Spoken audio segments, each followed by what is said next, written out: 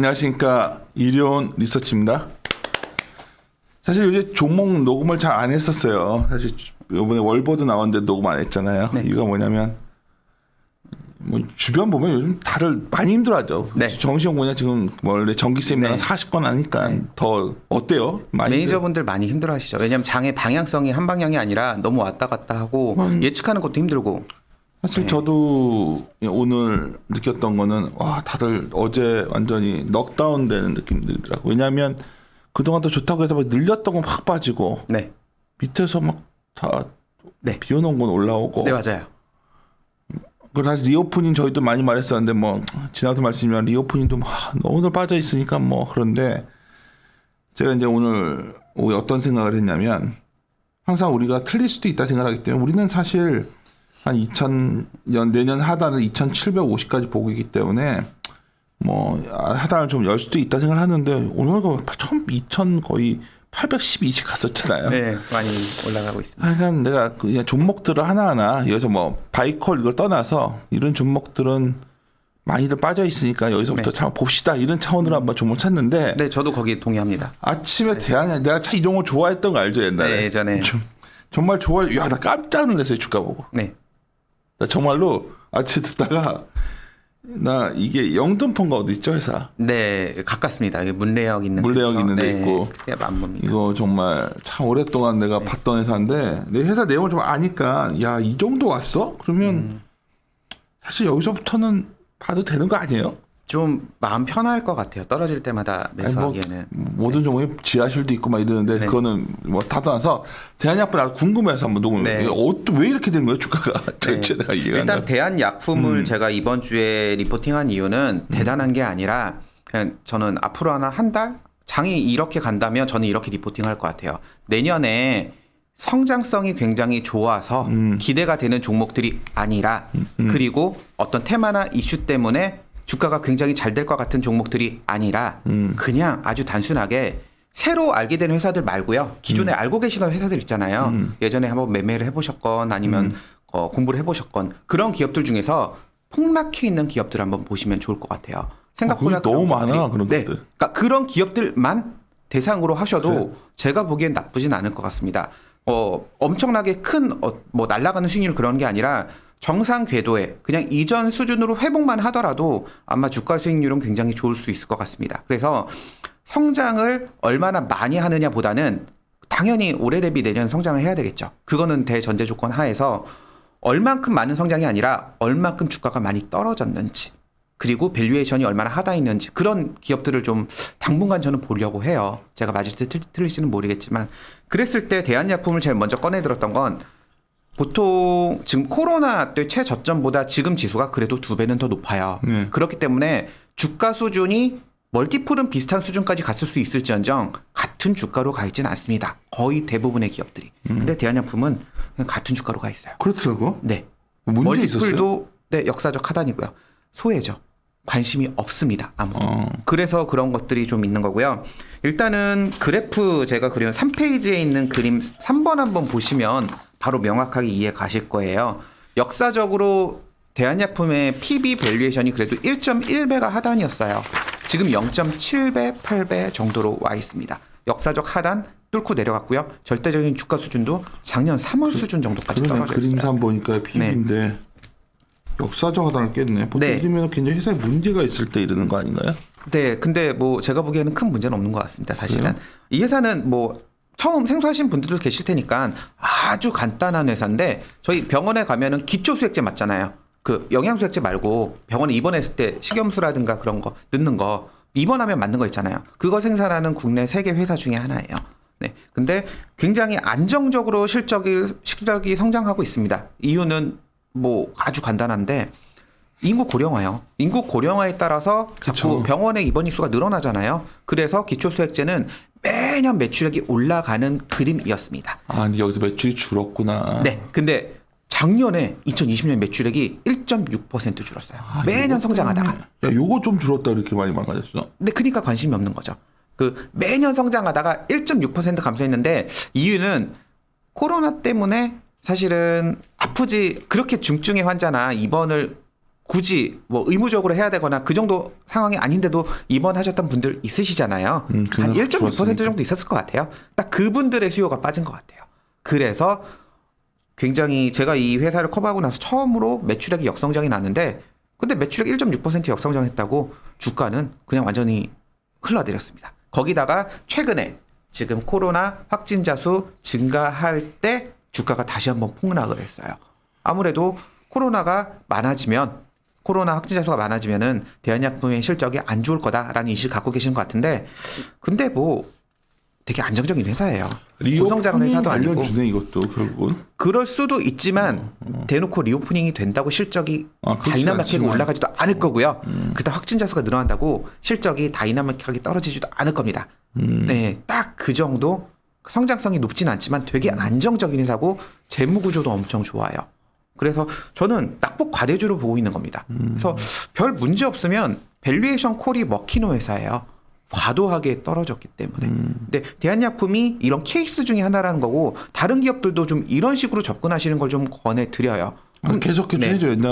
내 생각에는 내가 이제 오늘 든 생각이 나는 사실 오늘 이렇게 오늘 외국인들 들어오는 거 보면서 좀 헷갈려 하고 있는 중이에요, 제가. 네. 그러면 헷갈릴 때는 할 수 있는 것부터 해야 되거든요. 네. 할 수 있는 게 뭐냐면 그래? 그럼 일단 기업부터 뒤져보자 하는 생각이 들었어요. 네. 다시. 그래서 애널리스트한테도 다 이제 오더를 내릴 생각인데 여하튼 정홍식 연구원이 갖고 있는 종목들 정말 한 1년간 죽을 썼거든 지금. 네, 맞습니다. 1년 동안 계속 안 아니 줬어요. 저 사실 뭐 안 좋은 생각하시는 분 많을 것 같고 대표적 이게 우리 동국제약 나도 네, 좋아하는데 야 이거 심하더라고. 네, 심하게 떨어졌습니다. 회사의 가치 대비 너무 과도하게 떨어졌는데 그래서 한 자산운용사 같은 경우는 지분 신고를 해버렸어요. 그냥 계속 떨어질 때마다 산 거죠. 이건 중장기적으로 가치는 내가 아는데 이거보다 네. 나 좋아하니까 야 근데 이게 이유가 뭔가도 궁금해지는 거야. 나는 뭔가 이유 있는 거 아니에요 좀 다들. 근데 동국제약만 그러지 않아요. 그래요? 많이 그래요. 많은 회사들이 지금 이렇게 재무구조 좋고 안정적으로 성장했던 회사들이 동시다발적으로 올해 1년 내내 수익률이 다 안 좋았습니다. 저희 흔히가 알고 있는 약간 좋은 회사, 되게 안정적인 회사 그런 회사들이 주가가 다 흘러내렸고요. 모멘텀이라든가 뭐 NFT, 뭐 비트코인 뭐 이런데 그쪽으로 다 가는 것 같아서 네. 사람들이. 사실 코인 사람들 많이 하면서 전통적인 주식 쪽에 대해서 많이 떠났던 것 같기도 하고 어쨌든 그런 기업들이 낙폭이 굉장히 크게 확대되어 있는 상황이에요. 근데 비정상적인 수준으로 가 있는 거죠. 모두 다 같이. 그래서 제가 보기에는 내년을 바라봤을 때 단기적으로는 저도 모르겠습니다. 근데 내년을 바라봤을 때 기업의 가치를 반영하는 게 주가잖아요. 그렇다면 내년에 별 문제 없이 성장할 수 있는 기업들 중에서 주가가 52주 최저가를 찍고 있는 기업들 그런 기업들 위주로 좀 보자라는 거고요. 동국제약도 거기에 해당돼 있어요. 실적은 어차피 3Q21의 바닥일 거고요. 4Q21부터 QOQ로 올라가는데 큰 무리가 없을 것 같아요. 당장 4분기만 보더라도 OTC 일반 의약품 부분 빠르게 회복하고 있거든요. 그렇기 때문에 실적은 바닥을 찍고 지나가는데 주가는 여전히 흘러내리고 있습니다. 뭐 저도 시장을 예측할 수는 없지만 좀 과도한 면이 있다라는 생각이 좀 들어요. 그리고 그 회사 뭐 편하게 이제 대한약품 말씀드렸으니까 제가 커버하고 있는 기업들 쭉 업데이트 해드리면 나이스 정보통신 같은 회사들도 그래요. 4분기 실적 꽤 괜찮을 겁니다. YY로 성장한다. 그거는 모아서 한번 또 하고. 네. 왜냐면 우리가 이제 어떻게 접근해야 하는지를 하니까 밸류에이션 코멘트 부분 설명 좀 해줄 수 있어요 이 상황을. 뭐 일단은 지금은 과거치를 먼저 보셔야 돼요. 과거치를 봐서 과거 역사적 하단에 가 있는지 그런 것들을 좀 봐야 됩니다. 딱 두 가지 보세요. 실적과 밸류에이션. 시장 상황은 모르겠습니다. 예측한다는 것 자체 쉽진 않잖아요. 밸류를 좀 네. 설명을 왜냐면 이게 네. 여러 가지 이제 이렇게 하면서 종목들을 찾아야 되니까. 네. 일단은 바닥을 피킹한다는 관점을 놓고 봤을 때는 PER보다는 PBR을 좀 더 선호합니다. 그래서 좀 더 깊게 보자면 림 밸류에이션으로 보는 게 좀 좋은데 그것까지는 많이 개인 투자분들은 힘드실 거예요. 뭐 그 ROE 마이너스 코스트 오브 에쿼티를 보는 건데 그런 것들은 좀 힘드실 거고 아주 단순하게 PBR을 보시는 게 좋을 것 같고 PBR 역사적 하단에 간 기업들 그게 바텀을 형성해 주는 거는 좀 어느 정도 지지대가 됩니다. 그리고 아시다시피 PBR은 이제 자본이 계속 쌓이면서 자본 총계가 올라가요. 그렇기 때문에 이익이 지속적으로 나는 회사라면 구조적으로 자본 총계는 올라가고 PBR의 가치는 계속 기본 숫자는 올라가게 됩니다. 그렇기 때문에 하단은 지속적으로 주가상은 올라갈 수 있는 구조거든요. 그럼에도 불구하고 주가가 떨어졌다는 거는 좀 과도한 면이 있지 않을까라고 보는 거예요. 그래서 일단 PBR 밸류에이션으로 하단을 잡는 데 조금 고민해 보시고요. 실적 아주 어렵게 생각하지 마시고요. 내년에 역성장하는 기업들은 그래도 좀 피하셔야죠. 이건 너무 당연한 논리고요. 그래서 내년에 역성장하지 않을 만한 기업들을 좀 보시는 게 좋을 것 같습니다. 이게 코로나와 관련이 있던 없던 뭐 예측하는 거는 크게 뭐 어려울 수도 있겠지만 이렇게 보시면 돼요. 조금 더 간단한 방법으로는 좋은 회사인데 올해 어떤 명확한 이유로 주가가 떨어진 기업들, 실적이 떨어진 기업들, 그래서 주가가 하락한 기업들, 그러면 그 요인이 제거됐는지를 살펴보고 접근하시는 거 그렇게 권해드립니다. 그런 기업들도 많이 있어요. 그렇기 때문에 좀 밸류에이션 콜과 밸류에이션에 대해서 좀 더 고민해 보셔야 되는 것 같고요. 이 밸류에이션이 계속 말씀드리지만 주가 상승을 그치. 예측할 수는 없습니다. 저는 항상 네. 말하지만은 이랬을 때 이제 밸류에이션 콜이라는 거는 여기서 추가 밀려도 내가 위험이 제한적일 때 밸류에이션 그쵸. 콜을 하는 네. 거거든. 좀 마음이 편하죠, 솔직히. 그러니까 떨어질 때마다. 내가 아까 이걸 숫자를 좀 설명을 해달라고 했던 게 이게 만약에 PBR이라는 것도 계속해서 이익이 줄면은 감소하죠. 그렇지. 네, 당연합니다. 근데 이익이 주는 폭이 제한적이거나 매출 네. 그랬을 때 밸류에이션 콜 했을 때 먹히거든요. 그렇죠. 네. 그러니까 실적이 올라가는 기업들에 대해서 밸류에이션 콜을 해야 돼요. 실적이 하락하고 있는 기업들은 이게 하단이 내려가기 때문에 그거는 안 맞아요. 그래서 무조건 이익이 나는 회사들 위주로 보세요. 적자 같다, 흑자 났다 그런 회사들 그러면 안 말고요. 되죠. 네. 이익이 올라가서 자본 총계가 쌓여야지 지금의 PBR 한 배와 내년의 PBR 한 배는 다르거든요. 주가는 그쵸. 올라가 있거든요. 그렇기 때문에 그런 기업들을 좀 보셔야 됩니다. 의외로 그러니까 PBR 지금 막 포워드 PBR 한 배 싸다고 막 그런 네. 이 변동성이 안정적인 회사를 밸류에이션 콜하는데 그건 적절하지 않은 거고요. 저는 트레일링으로 봐요. 트레일링 봐야지. 네, 거의 대부분의 그 종목들을 볼 때 제가 커버하는 기업들조차도 트레일링 기준으로 봅니다.